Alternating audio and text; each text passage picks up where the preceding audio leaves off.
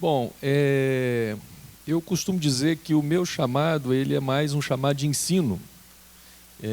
Nós começamos um curso em Vitória, esse curso já tem 20 anos, e há 20 anos nós lecionamos lá, depois esse curso se expandiu, hoje ele tem uma base em São Paulo, uma base no Rio, mas o meu chamado ele é para ensinar.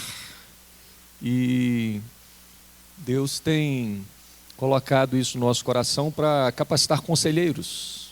Como é que nós podemos ajudar pessoas a intervir nas dores das pessoas, nos sintomas, nas demandas? Então, assim, o que a gente vai ter aqui, o que eu proponho a vocês, é que a gente faça esse lugar aqui uma sala de aula. O bom seria se em alguns momentos tivéssemos um tempo para pergunta, né, para algum debate, alguma coisa que a gente pudesse aqui fazer junto, pensar junto, refletir junto.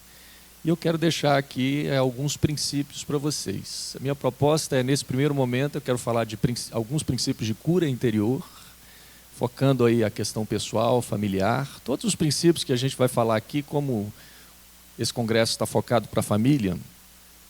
Eu não sou um preletor de família, mas o que eu vou falar aqui, todos vamos poder aplicar à nossa família, a casa, o lar, a relação marido-mulher, pais, filhos. No segundo momento, eu pretendo falar sobre perdas, lidando com as perdas. Tema muito legal, muito interessante. E a gente vai ver, às vezes, como é que, às vezes, nós nos sabotamos e corremos o risco de estar com etapas queimadas e o custo disso vem lá na frente. Toda etapa queimada, tem alguém que disse que o diabo é o chefe de marketing das Casas Bahia. Tudo que nas Casas Bahia, você leva, mas depois vem longas prestações para você pagar. E, às vezes, essas etapas queimadas. E amanhã eu vou falar um pouquinho de um livro meu que eu escrevi, ele se chama Família Doente, Filho Ferido, em que eu vou falar das famílias disfuncionais e como isso acarreta, isso faz filhos feridos, ok? Quero convidar então você, eu coloquei isso, tem aí o slide, quem quiser fazer anotações. Nós vamos abrir um texto da palavra. Esse texto de 1 Coríntios capítulo 13, 1 Coríntios capítulo 13,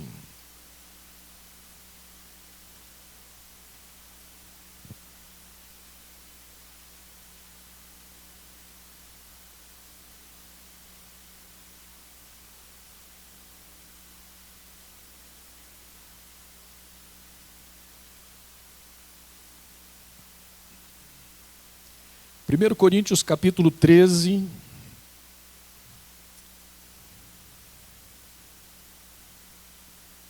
a gente pode ler a partir do 9. 1 Coríntios capítulo 13, pode ler a partir do verso 9. Porque em parte conhecemos e em parte profetizamos. Quando, porém, vier o que é perfeito, então o que é em parte será aniquilado. Quando eu era menino, eu falava como menino, eu sentia como menino e eu pensava como menino. Porém, quando cheguei a ser homem, desisti das coisas próprias de menino, porque agora vemos como em espelho, obscuramente, e então veremos face a face. Agora, porém, conheço em parte, porém conhecerei como também sou conhecido. Vamos ler todos nós, tem aí na tela o versículo 11.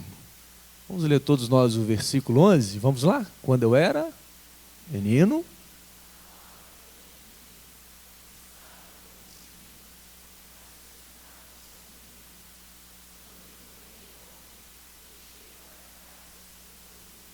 amém. Fecha seus olhos um pouquinho, baixa a sua cabeça, põe a mão no seu coração agora comigo.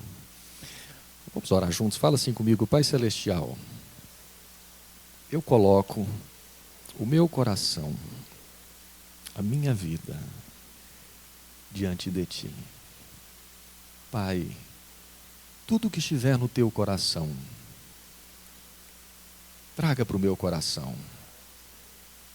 E que a tua palavra, ela possa agir, quebrar as cadeias,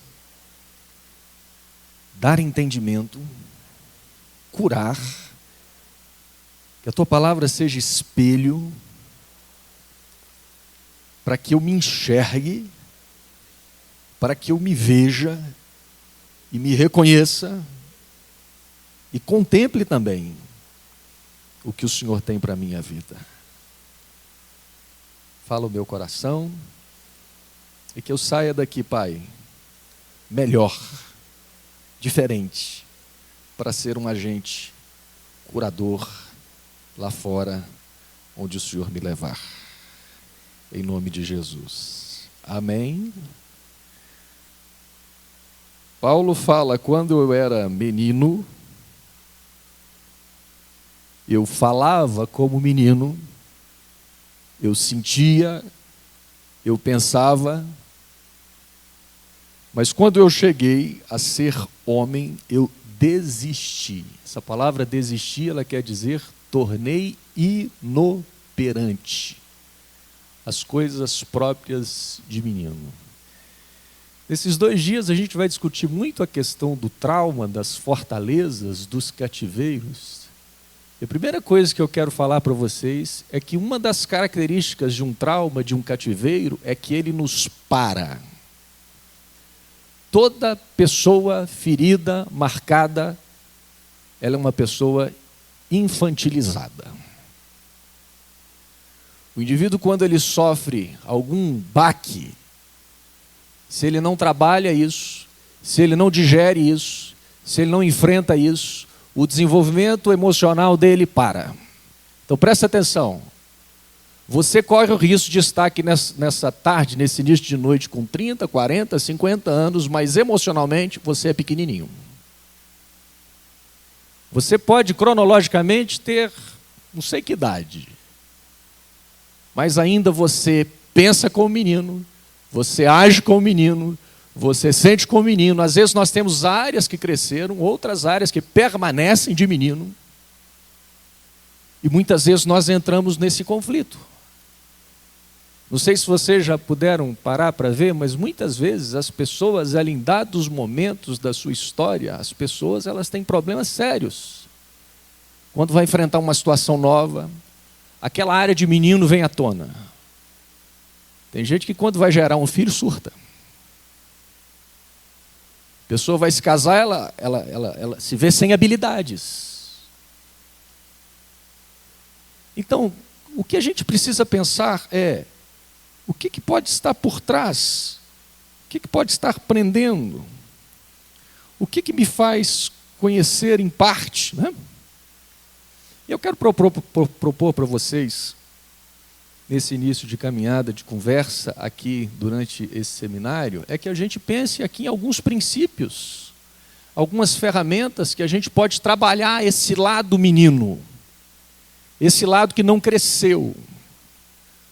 Vou fazer uma pergunta aqui meio óbvia. Quantos de vocês querem cura para o seu coração aqui? Quem quer cura para o seu coração? Quantos querem cura para o seu coração?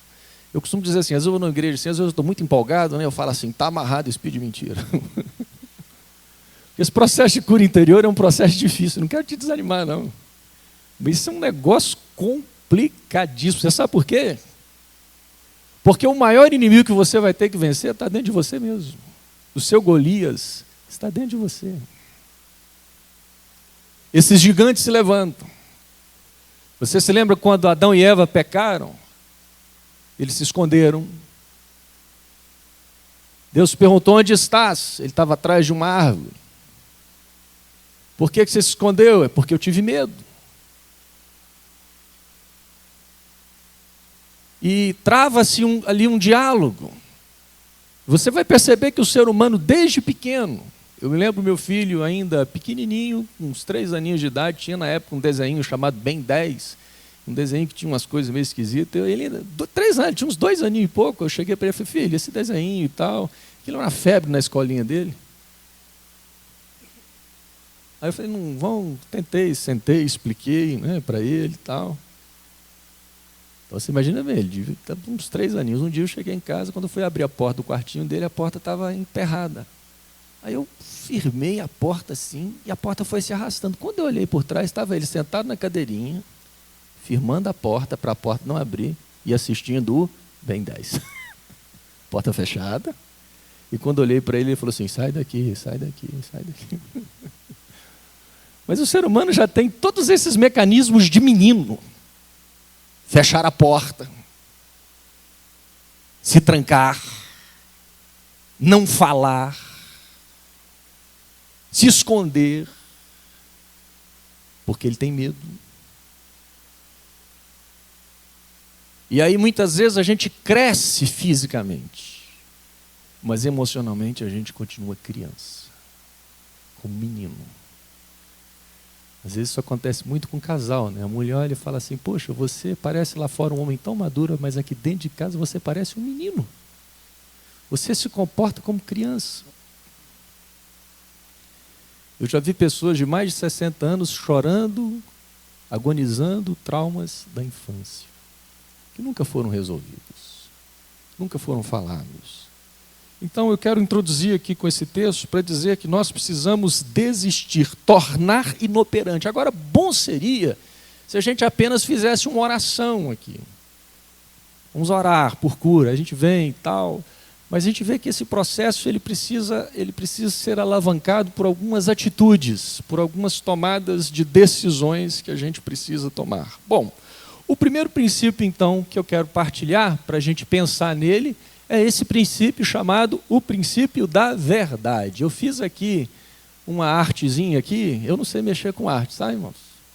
Mas eu fiz uma gambiarra gospel aqui. Isso aqui eu achei essa imagem, e aí eu comecei a pensar um pouquinho sobre, veja, aqui somos eu e você, olha. Todos vocês que estão aqui somos nós. Aqui é o que eu e você, a gente sabe da gente. Aqui é o que a gente manifesta para o outro, é o que a gente conhece. Agora, olha o tamanho disso aqui que a gente não sabe. Você veja que muitas das coisas elas vão começar lá na vida intrauterina. Eu coloquei aqui uma mancha escura, olha, um buraco. Às vezes isso aqui é uma ferida, um trauma, uma rejeição, alguma coisa que aconteceu lá no ventre.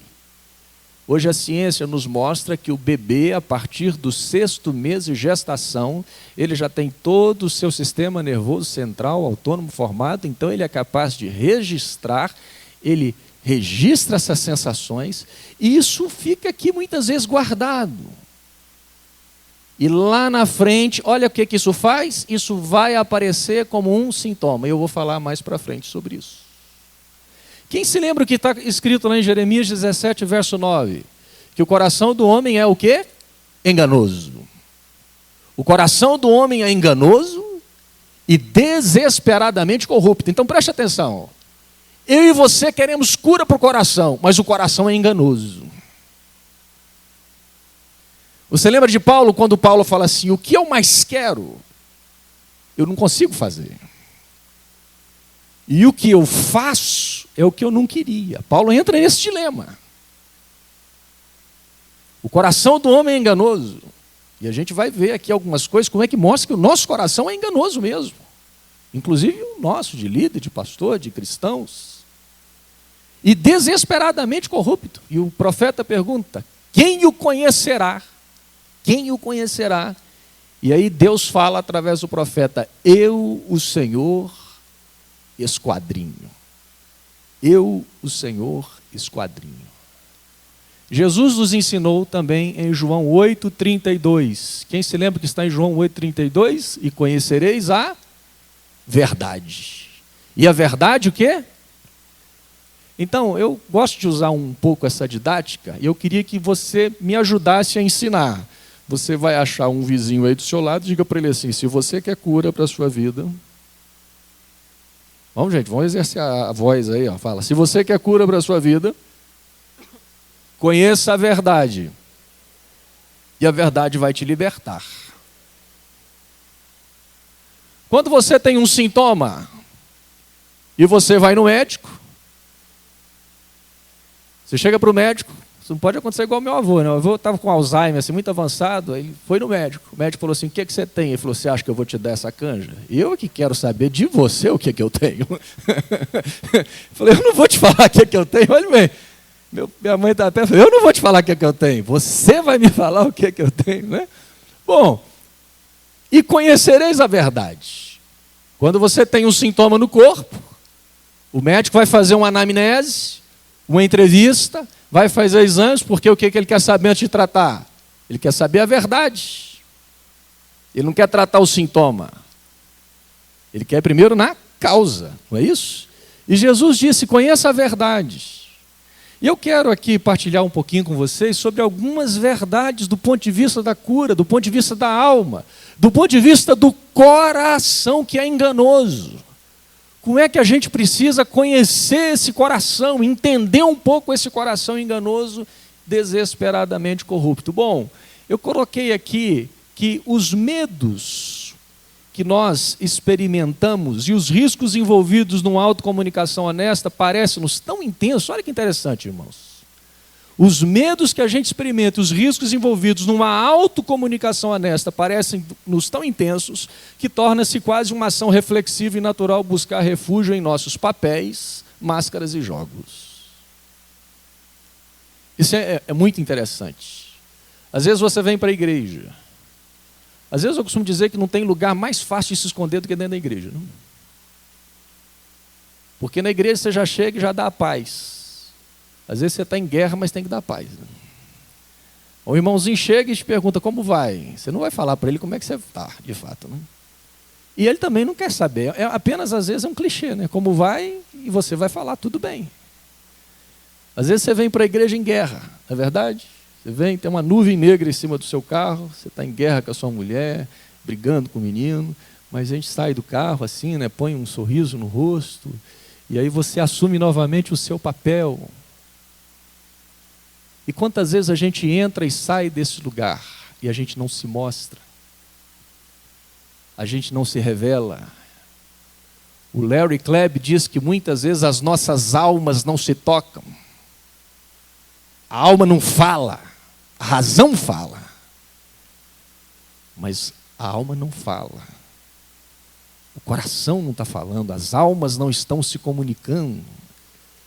Então, nós já começamos com esse risco, é o mesmo risco, o mesmo medo lá do Adão e da Eva, que quando estavam errados, se esconderam.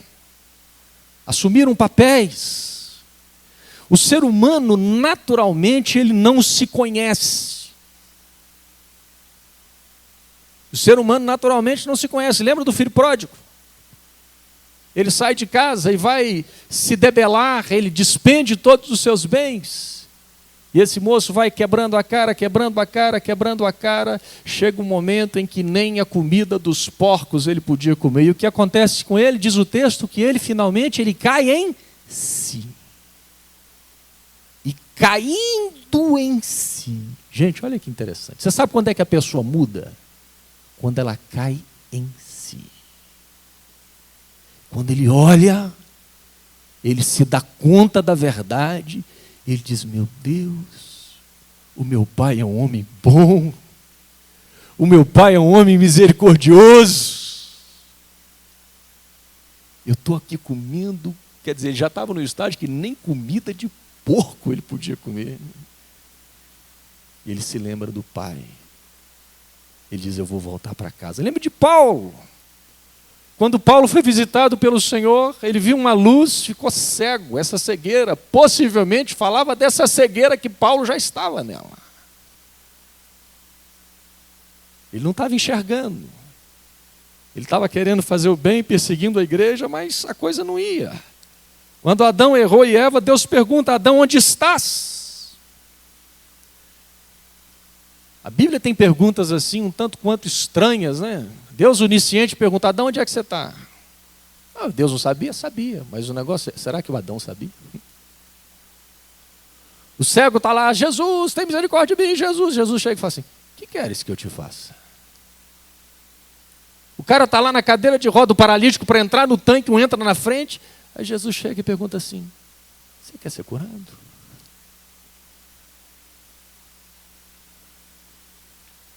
A gente precisa fazer essas reflexões. Será que eu quero ser curado? Eu quero, pastor. Será mesmo? Eu já vi gente que chega um momento em que a pessoa, às vezes ela até quer ser curada por um lado, mas por outro ela não quer muita cura não, porque essa cura ela vai ter que abrir mão de algumas coisas, né?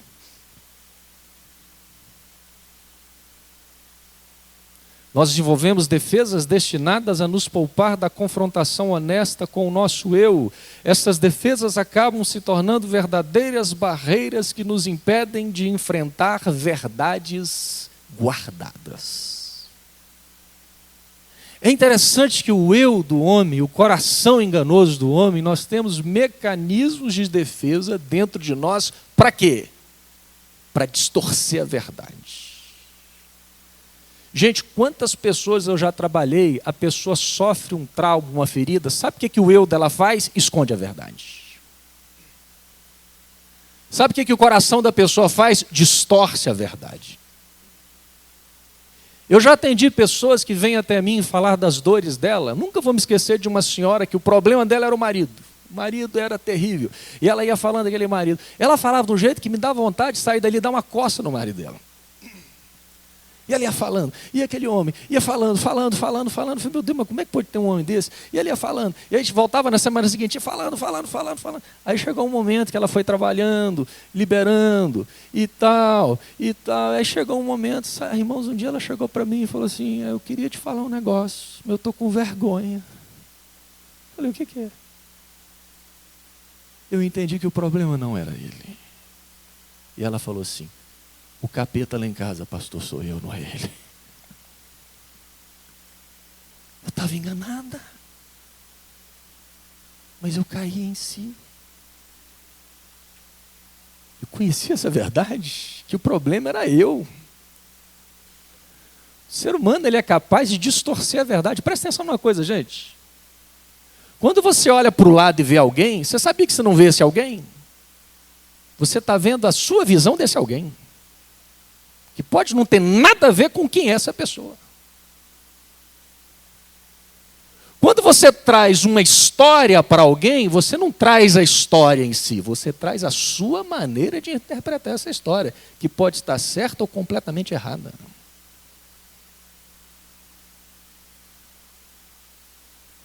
E você sabia que quanto mais nós carregamos dores, mais nós distorcemos a verdade. Mas a gente olha a vida, a história de maneira errada. Jesus uma vez tocou num cego e perguntou, o que você está vendo? Ah, não, agora eu estou vendo. Tá, como é que são os homens? Os homens são como árvores. Você está vendo errado. Você está vendo distorcidamente. Nós temos mecanismos para distorcer isso. Eu coloquei alguns aí, por exemplo. Nós fugimos da verdade. Esse mecanismo se chama evitação. Quanto mais a gente tem dor, mais a gente evita a dor. Não é verdade? Quem de vocês aqui já foi criança um dia? Quem já foi criança sabe disso. Quem tem criança, eu tenho um de 8 anos. Quando a criança machuca, a criança fala assim, eu quero cura, me ajuda, está doendo.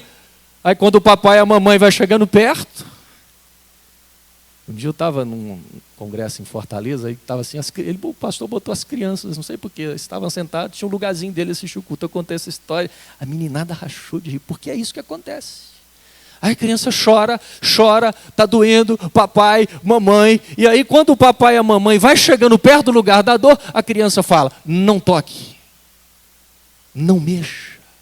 Mas o papai precisa, não, tem que lavar, não lava não. Vai ter que mexer, né? Não tem como assim falar assim, receba a cura. Vai ter que pegar. Eu vou ter que lavar seu pé, eu vou ter que limpar, eu vou ter que fazer uma asepsia, vai ter que colocar remédio. Vai doer. E porque dói, a gente se fecha, a gente se esconde, a gente usa máscaras, nós desempenhamos papéis, nós evitamos enfrentar a verdade. Amanhã vai ser o Dia das Mães. Eu tenho certeza que se houver alguma programação para o Dia das Mães, se tem gente aqui no nosso meio que tem feridas guardadas com mãe, normalmente não vem nessa comemoração. Porque participar de certas datas é enfrentar verdades que eu não quero mexer nessas verdades. Esse enfrentamento dói. Esse enfrentamento me machuca. Outras vezes, em relação à verdade, a gente foge. A Bíblia tem uma série de fugitivos. Caim um dia pecou, Deus foi lá, exortou ele, ele fugiu, diz o texto. E retirou-se Caim da presença. Nunca mais voltou. Moisés matou um egípcio, fugiu, ficou 40 anos foragido, depois um dia teve que voltar lá no Egito. Davi fugiu. Jacó, 20 anos foragido, fugido, teve que voltar e resolver com o irmão. A gente foge. A gente foge. Outras vezes a gente nega. A verdade nua e crua na nossa frente, a gente diz, não, não aceito. É a história, diz que uma vez foi um calvinista, um arminiano e um pentecostal, os três morreram e foram para o inferno. Aí os três se encontraram no inferno. Aí o arminiano olhou para o calvinista, né? Uma vez salvo, salvo para sempre. O arminiano olhou e começou a chacotear. Ele falou, mas você pregou a vida toda da eleição e tal. E aí? Ele falou, só pode que eu não fui eleito. É a única explicação. Aí eu falei, você, arminiano, que pregava que você foi salvo, que te perseverar, a salvação depende mais do homem e tal. Eu falei, não, é verdade, eu preguei isso, mas um dia antes de eu morrer, eu pequei e perdi a salvação. E o pentecostal estava lá no inferno de eterno e gravado. E os dois olharam para ele e falaram assim, você? O que você está fazendo aqui no inferno? Ele teve a cara de pau de olhar para os dois, apontar o dedo e falou assim, eu declaro pela fé que não estou no inferno. Muitas vezes a verdade está diante de nós, mas a gente simplesmente nega. Nega e às vezes citando até a Bíblia. Mas a gente está fugindo da verdade. Às vezes a gente enterra a verdade. A verdade dói, o que a gente faz? A gente enterra, enterra, enterra, enterra. E aquilo vai lá para o fundo. Só que isso que a gente enterra está vivo. Está vivo, isso começa a apodrecer. Sabe como é que a gente também nega e distorce a verdade? A gente racionaliza. Não é bem assim, porque e tal. E a gente vai racionalizando. Sabe como é que a gente também nega a verdade? A gente distorce a verdade. Chama isso de formação de reação. Sabe como é que isso funciona? Eu crio um comportamento exagerado para negar algo que eu quero esconder. É aquele irmãozinho tão delicadinho. Oh, tudo bem. Aquela coisa, sabe? Gente, tudo que é em excesso, desconfie. Tudo. Aliás, eu tenho um conceito de doença, que a doença é o excesso, é o extremo. Aí essa pessoa muito delicada, às vezes lá no fundo, ela esconde um leão. Aquele homem legalista, legalista, legalista, legalista, lá no fundo, ele tenta lidar com uma perversidade terrível. Um tempo atrás, houve uma denúncia muito grave de um líder no Brasil de coisas sexuais terríveis. E quando a mídia foi filmar a igreja dele, eu fiquei impressionado. As mulheres todas de batas, de roupas largas, a roupa não tinha espaço para nada, era quase um turbante que as mulheres.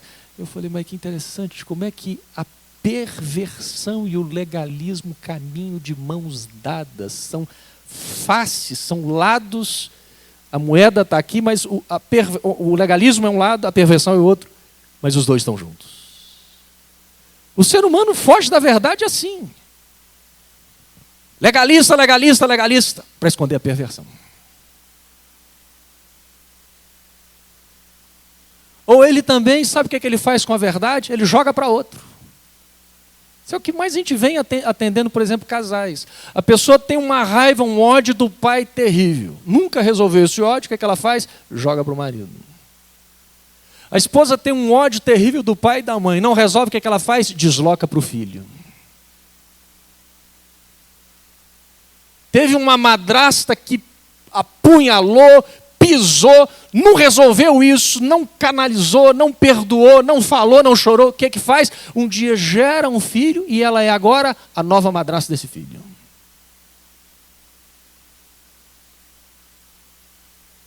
Tem gente que desloca até para Deus. Uma vez eu atendi uma pessoa que ela falava, eu só falo com o Pai, eu só falo com Jesus, com o Pai eu não falo. Ela diz, o meu pai me amarrou na cama até 11, 12 anos, abusou de mim, me segurava. E aí eu vim para a igreja, me disseram que Deus é pai. O que ela fez? Pega a questão dela com o pai e joga para Deus. Tudo isso para nós não enfrentarmos as nossas dores. E aí, o que acontece? O que está escrito aí? Vamos ler todos nós? Vamos ler aqui, o que está escrito? Mais uma vez, vamos lá?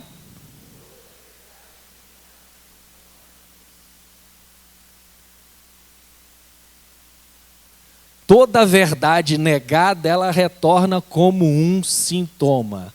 Pastor, o que é um sintoma? O sintoma pode ser, por exemplo, uma doença. Uma doença no corpo. Você sabia que o nosso corpo fala? O corpo fala. Por exemplo, eu quando estou tenso, meu corpo fala com afto. Ultimamente está inchando aqui, às vezes incha minha boca assim, ó. Fui dar um seminário um dia aí, eu estava meio estressado, prova, um monte de coisa para fazer. Preguei à noite, no outro dia minha boca inchou. Falei, meu Deus, como é que eu vou pregar? O corpo fala. Muitas vezes nós guardamos sentimentos. Lembra que o salmista fala assim, enquanto eu calei, enquanto eu guardei o meu pecado, olha, o pecado volta como dor nos ossos. Você tem várias referências nos Salmos falando de doenças psicossomáticas. Enquanto eu calei o meu pecado, enquanto eu guardei essa culpa, essa angústia, tudo isso, enquanto eu não expus, eu não falei isso volta como voltou nele nos ossos. Tem gente que volta no estômago. O indivíduo começa a ter uma dor de cabeça terrível. Se nós não falamos da dor, presta atenção, ou você fala da sua dor, ou a sua dor vai falar através de você. Ou você dá voz à dor, ou seu corpo vai falar. Fale pelo seu estômago, senão o seu estômago vai falar por você. O sintoma retorna. Eu, durante muito tempo, irmãos, eu sofri muito, eu falo disso até num livro meu chamado Contaminação Espiritual. Eu tinha uma dor de cabeça que me acompanhava e até hoje, graças a Deus, eu estou pagando as últimas prestações lá da Casa Bahia. Já está assim, bem no finalzinho. Mas eu falei, pastor, porque eu comecei nesse trabalho muito cedo, muito jovem.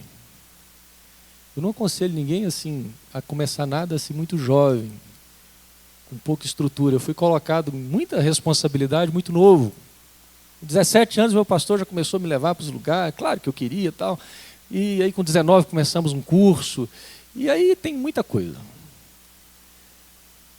O resultado disso, dessa benção, é que com 21, 22 anos eu estava num neurologista, esgotado. Problema de família, problema dos meus pais, intermediando briga de família. Eu tinha um irmão que eu vou contar um pouquinho disso depois para vocês. Ele não existe, não tinha falecido. Eu entrei no lugar desse irmão. E aí aquela coisa, e eu guardando tudo. Gente, eu comecei a ter uma dor de cabeça. Só que eu fui de um contexto, de um contexto de igreja muito duro, muito legalista. Presta atenção numa coisa, irmãos. Uma coisa importante que eu demorei 20 anos para entender. Isso aqui, olha. Vamos ler todos nós aqui, o que é que está escrito?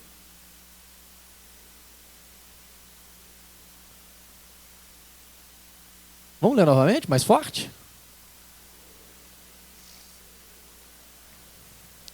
O que a dor faz? A dor está dizendo para você assim, oi, a maneira como você funciona está errado.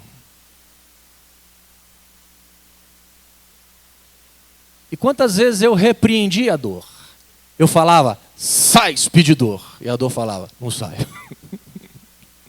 Speed dor de cabeça, sai da minha cabeça. Não, não sai. Essa dor não vai sair.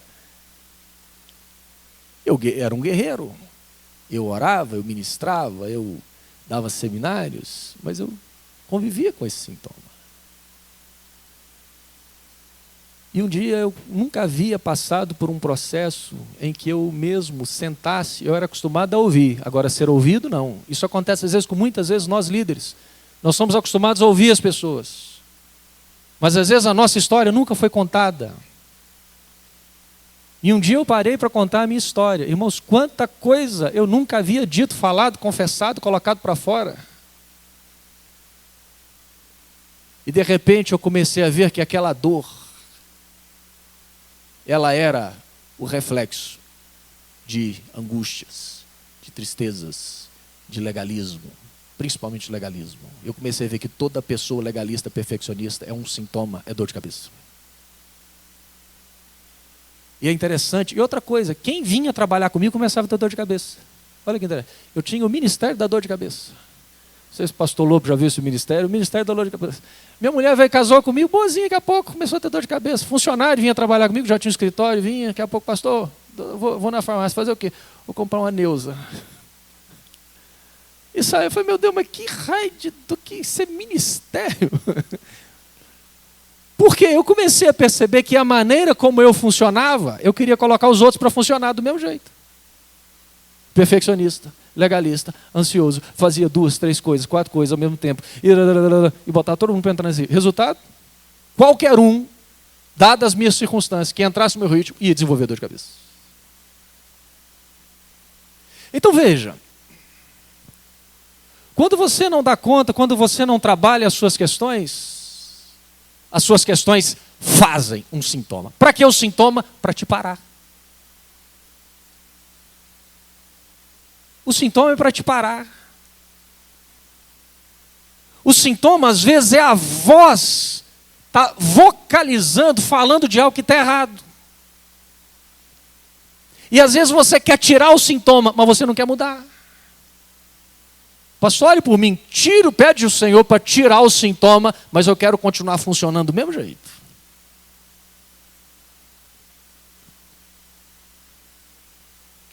O que eu comecei a fazer? Eu comecei a me investigar, comecei a mudar, comecei a retroceder, comecei a rejeitar, comecei a trabalhar essa mentalidade, comecei a fazer mais uma coisa de cada vez, eu fui retrocedendo, fui mudando, e aí o que acontece? Minha esposa foi retrocedendo a dor de cabeça, funcionário não falava mais de dor de cabeça, eu falei, que interessante.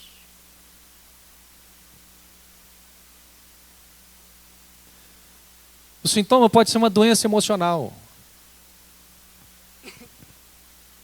Uma criança que sofre um desamparo lá na infância, nunca trabalhou isso. Um dia o papai foi embora, a mamãe rejeitou, sofre a dor do desamparo. Não resolve, nunca falou disso. Sabe o que acontece? Isso pode aparecer lá com seus 20 anos, 25 anos, como um pânico. O cara tem ataque de pânico. De repente ele está no... Aí o coração começa a bater, um medo, parece que vai morrer. Meu Deus, mas de onde vem isso?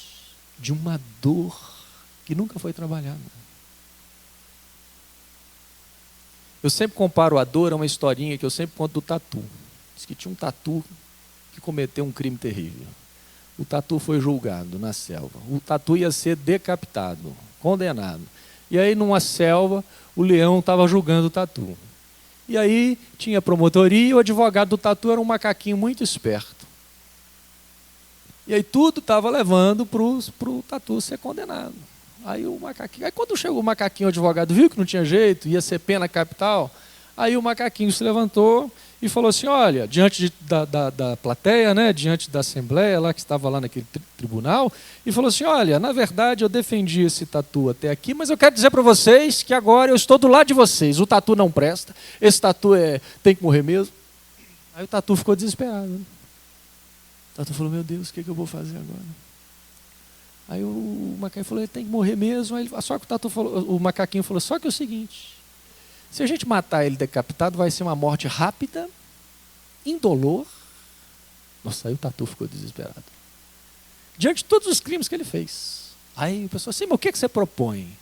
Eu proponho uma morte vagarosa, uma morte em que ele vai ser asfixiado. Aí, mas como? Eu proponho que cavemos um buraco, enterremos esse cidadão vivo, que joguemos terra sobre ele, e ele vai morrer aos poucos, asfixiado. O pessoal aplaudiu. Cavaram o buraco, falou, morre, Tatu, jogaram, todo mundo jogou, morre, miserável. O trauma é assim. Você dá, às vezes, uma porretada nele, é por isso que Davi ele não só deu a pedrada, ele cortou a cabeça do gigante. Você enterra o Tatu vai cavando, cavando. Aí onde ele aparece? Lá na sua lua de mel. Aí você descobre que você tem problemas para ter relação sexual, com muitos casos que eu já ouvi e atendo. Olha, nós temos tantos anos de casado, nunca tivemos uma relação. Estava lá em Recife, uma pessoa veio falar, nós somos virgens, eu sou virgem, não consigo, porque é muita dor. E o pior, eu falei, você já compartilhou isso com alguém? Já. O problema, pastor, às vezes de falar para um irmão é que ele fala para todo mundo. O diácono veio falar comigo, falou, irmão, eu quero orar por você. Que problema que você quer orar? O diácono falou, minha irmã, eu já sei de toda a igreja, já conhece já seu problema. Mas aí a gente guarda isso. A gente tem que saber as pessoas certas de falar. E o Tatu vai cavando, cavando, cavando, cavando. E ele volta como doença, volta como um sintoma emocional. Coisas das mais diversas. Uma vez, gente, estava lá em Recife, dando um seminário, uma mocinha de 20 e poucos anos chegou para mim e falou assim, eu tenho um problema, só de falar do problema eu já estou assim, tremendo. Eu falei, o que é, filho? Eu tenho medo de boneca. Eu falei, como? Boneca. Eu não posso ver boneca. Ela começou a tremer. Só de eu falar, boneca? Ela falou, é. Mas tem coisas assim. Evidentemente que você não vai resolver isso amarrando o espírito de boneca.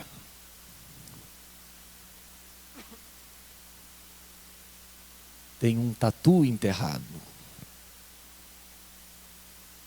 O indivíduo, às vezes, ele comparece, o sintoma pode ser um comportamento que ele não sabe explicar. A pessoa tem um comportamento que não sabe explicar. Por exemplo, pastor, eu tenho o dom de gostar de gente que não presta. Se aparece um rapazinho bom, eu não gosto. Se aparece um Exu tranca-rua, eu fico apaixonado. Se é um pilantra, eu me apaixono. E tomo na cabeça. Aí me arrebento. Aí aparece um rapaz bom, eu não consigo ter vínculo. Aí daqui a pouco aparece um sem vergonha. Por que e de onde vem isso? A pessoa tem um comportamento que ela se angustia. A pessoa tem 3 filhos. Por que ela marca o terceiro? Meu Deus, tem uma questão. O primeiro eu trato bem, o segundo, mas o terceiro tem alguma coisa, eu não sei. Então o indivíduo, ele manifesta um comportamento que ele não sabe explicar, mas ele vai se dando conta. Ou ele se auto-sabota. E a última coisa, os principais traumas, aonde que eles estão? Vamos ler todos nós? Vamos ler mais pentecostal, gente? Vamos lá? Isso. Os principais traumas, eles estão lá na infância.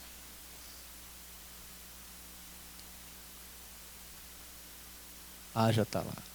O segundo princípio que eu queria deixar para vocês, evidentemente não vai dar para falar dos 6, né? Vou tentar falar de 3 pelo menos. Está lá no Salmo 139. O primeiro princípio, então, que nós falamos é conhecer a verdade. Conhecer a verdade. O Salmo 139, versículo 23 e 24, o que o salmista fala? Salmo 139, verso 23 e 24. Vamos ler todos nós? Todos acharam? Vamos ler aí? Sonda-me, ó Deus, e prova-me Sonda-me, ó Deus, vamos ler todos nós. Sonda-me, ó Deus, e conhece o meu coração. Prova-me e conhece os meus.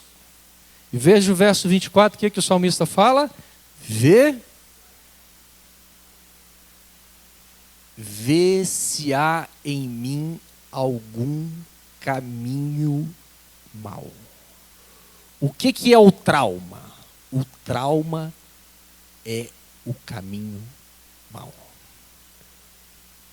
Eu sempre costumo dizer que a nossa caminhada, pensa no filho pródigo. Muitas vezes nós tivemos algum embate de dor, algum sofrimento, alguma área que a gente não resolveu. Eu gosto muito de usar o exemplo da luta, do nocaute. A nossa vida ela é uma luta. Todos já viram uma luta. Só que você tem socos que você recebe aquele soco, você processa, digere e você responde, não é assim? Assim é, você sai daqui, uma chateação, mas o trauma é aquele momento em que o adversário ele te dá um soco tão bem acertado que você não consegue processar, digerir, você vai para a lona. Esse é o trauma. A experiência emocional, o trauma, é aquela experiência de alto impacto, de dor, que você é colocado na lona, você vai para o chão. Então, o caminho mau é aquele momento em que você sofre essa ferida, e ao invés de continuar essa caminhada reta, você sai, você vai lá para um outro lugar, como o pródigo. Ele sai do lugar certo, sai da família, sai lá da presença do pai dele. Veja, ele corta vínculos com o pai, corta vínculos com o irmão, ele corta vínculos com os amigos, ele corta vínculos sociais, ele vai para uma terra distante.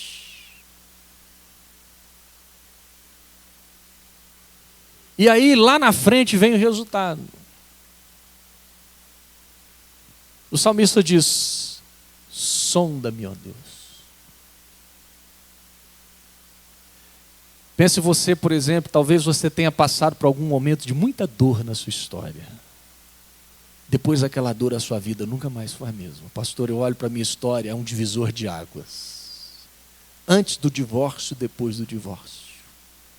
Antes daquele relacionamento, depois daquele relacionamento. Antes do abuso, depois do abuso. Antes daquela vergonha, depois daquela vergonha. É interessante quando você analisa o processo que o ser humano ele faz de elaboração do trauma. Todos nós, quando passamos por uma experiência de alto impacto, a gente tem uma conversa com a gente mesmo. A gente começa a pensar, puxa vida, esse homem fez isso, essa mulher fez isso. A gente vai fazendo isso que se chama de elaboração, essa ruminação. A gente vai conversando e depois dessa conversa a gente chega a uma conclusão. E essa conclusão pode ser catastrófica. Às vezes o indivíduo dentro dele, consciente ou lá no inconsciente, não muito consciente ou muito consciente, ele começou a decidir assim, bom, a partir de hoje eu não quero mais relacionamento, a partir de hoje eu não confio mais em pessoas, a partir de hoje vai ser assim. E aí dentro do coração dele ele constrói essa fortaleza. Ele constrói esse muro. E o salmista fala, vê se há em mim. Segundo princípio que eu queria deixar com vocês, é esse princípio em que a gente fecha os nossos olhos. E a gente deixa Deus sondar a nossa história. A gente deixa Deus mostrar aquele momento em que a gente saiu de casa. Aquele momento em que a gente rompeu vínculos familiares. Aquele momento em que a gente começou a seguir o caminho de Caim, o caminho do ódio, o caminho da vingança, o caminho em que a gente se afastou, a gente se escondeu, a gente se trancou. É aquele momento em que Deus fala assim, meu filho, você que está aí nesse caminho mau, como pródigo, volta para casa. Volta no lugar da dor. Volta nesse lugar. Refaz essa história. Digere isso novamente. E toma outro caminho. Vocês entendem isso? Muitas vezes Deus nos leva a voltar lá naquele lugar da dor. Para a gente refazer isso. Para a gente falar o que a gente não falou. para a gente dizer o que a gente não disse, para a gente abrir o coração. E a partir daí, a gente consegue refazer essas áreas. Então esse princípio, sonda meu Deus, é esse princípio em que Deus ele vai vasculhar o nosso coração e ele vai ministrar essas áreas na nossa vida. Bom, o último princípio que eu quero deixar aqui para vocês, que para mim é um dos princípios mais interessantes, é um princípio muito forte na minha opinião, que eu durante muito tempo não entendi e Deus começou a me falar, é o princípio dos relacionamentos profundos. Em João capítulo 15, abre sua Bíblia em João capítulo 15. João capítulo 15.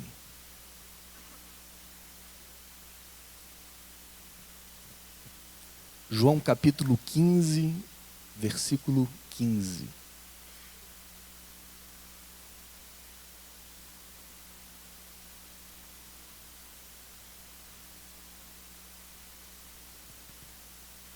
João 15, verso 15. O que está escrito aí? Já não vos chamo. Por quê? Olha só que interessante essa fala aqui de Jesus. Porque o servo, o que ele não sabe?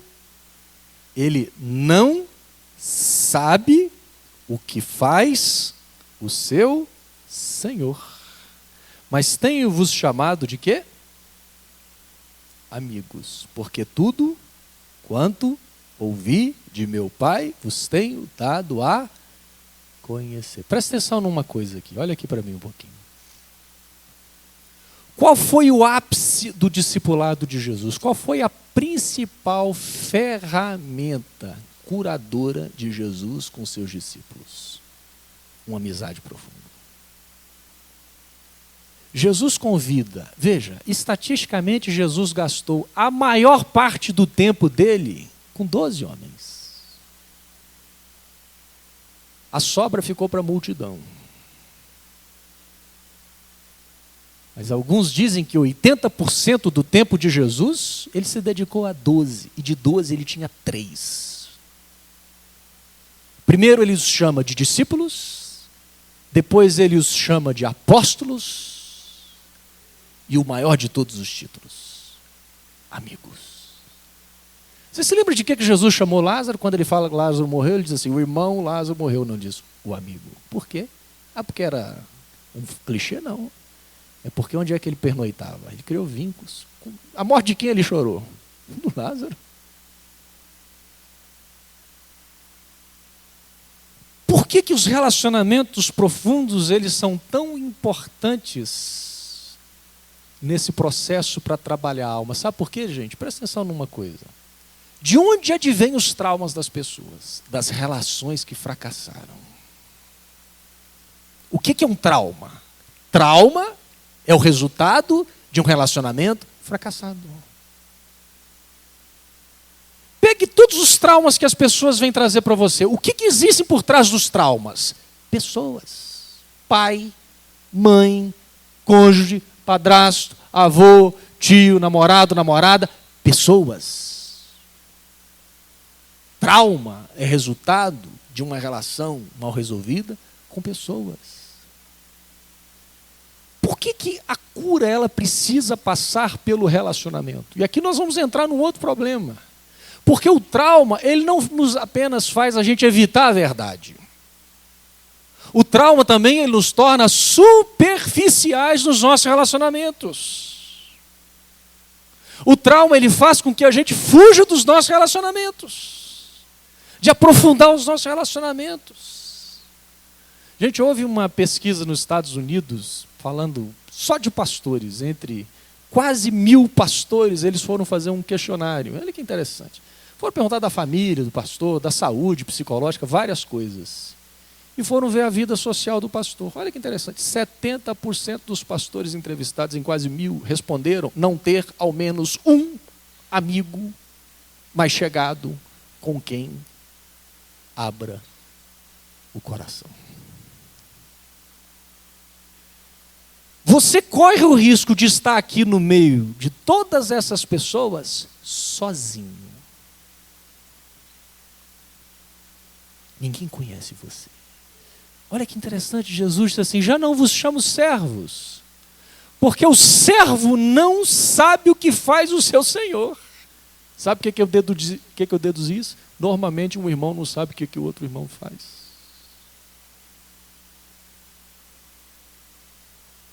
A gente não sabe.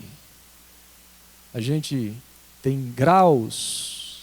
Tem um autor chamado John Powell. É interessante a teoria desse autor. Ele fala sobre níveis de relacionamento. 6 níveis de relacionamento. O primeiro nível, que é o mais rasinho, é o clichê. Bom dia. Foi bom te ver. Volte mais vezes. Como vai a família? Hã? A paz do Senhor.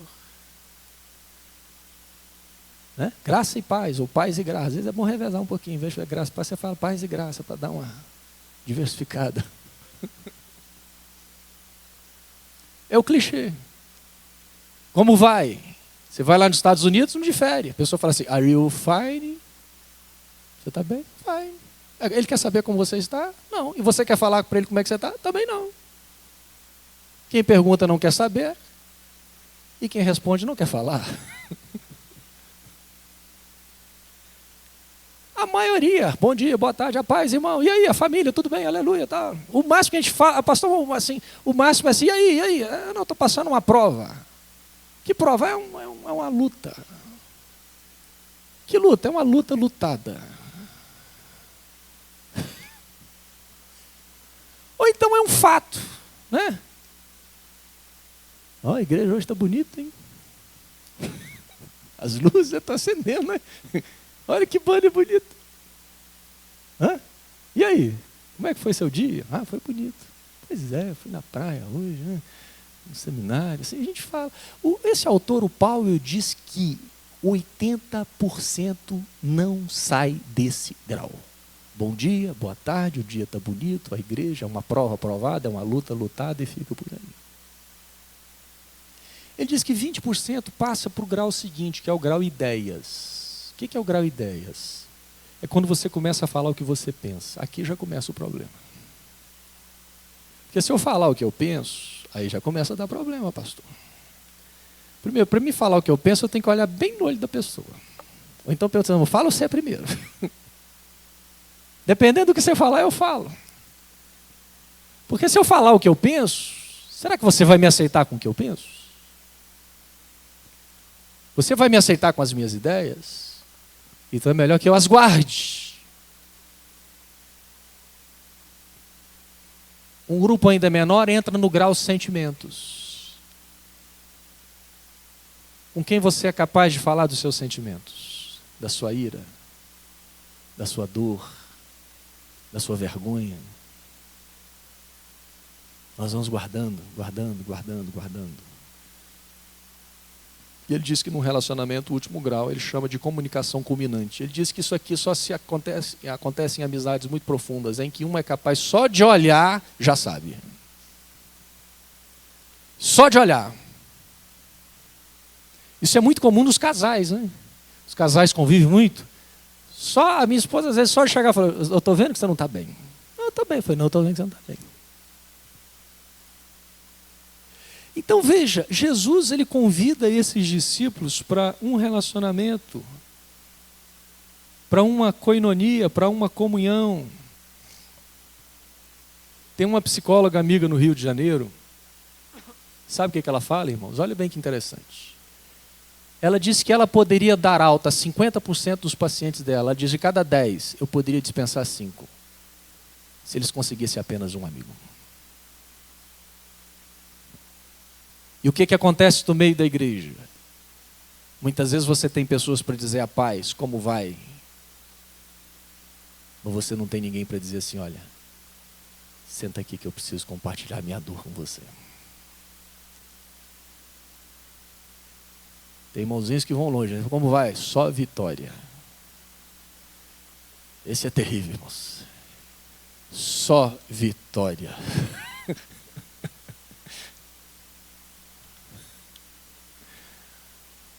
Você tem que ter alguém com quem você possa sentar e falar assim: olha, Jesus está no barco, mas a coisa está braba. Por que a gente faz sintoma e adoece?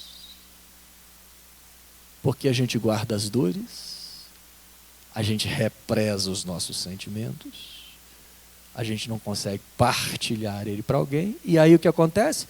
Sentimento guardado, dor guardado, volta como sintoma.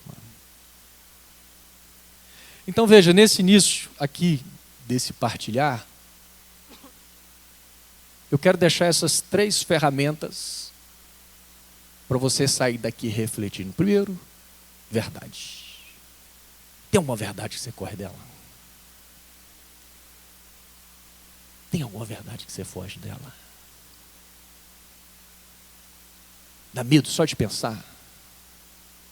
Não, pastor, a mão fica até suada só de pensar nessa verdade. Segundo, tem algum caminho mau? Tem algo que aconteceu na sua história que a partir disso, a sua vida só foi mal? Os anos estão se passando e de repente você saiu de casa. Às vezes esse sair de casa não é só o sair físico, não, é o sair emocional. Filho pródigo, tem também os pais pródigos.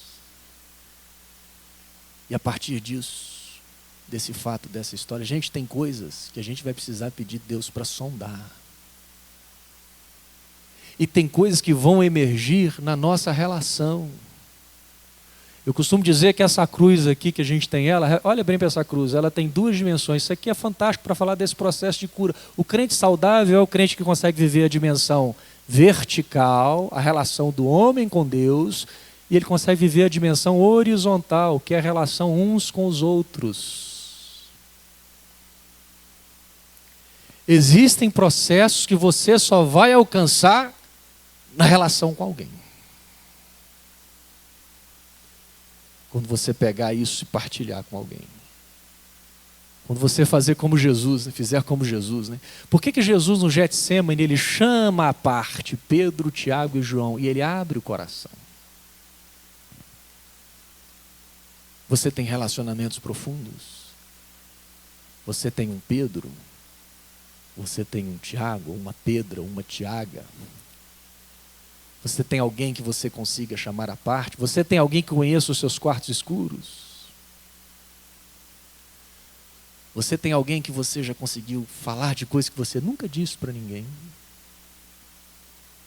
Então essas 3 ferramentas são princípios que a gente vai deixar aqui de início para cada um de nós pensar, refletir, e que são bisturis nas mãos do Espírito Santo.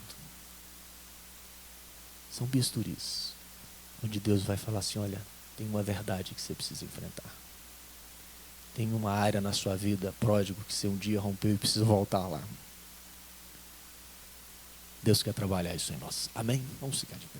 Senhor, eu quero orar para que a gente partilhou aqui, a gente consiga transicionar isso na nossa vida, na nossa prática, e que essas ferramentas nas mãos do Teu Espírito, Pai, elas sejam ferramentas poderosas para cura, para que a gente rompa esse ciclo da infância e a gente comece a crescer.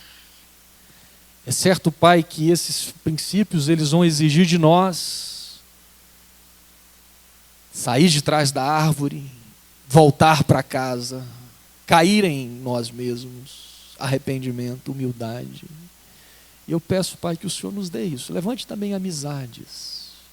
Levante Pedros, levante Tiagos, Joões, levante homens, mulheres, gente com quem a gente possa abrir a alma, o peito, e gente que possa ser canal de cura para nós. Abençoe, Pai, aqui cada um desses irmãos e que a gente caminhe, Pai, aqui nessa caminhada, nesse processo. Em nome de Jesus, eu te agradeço. Amém. Amém.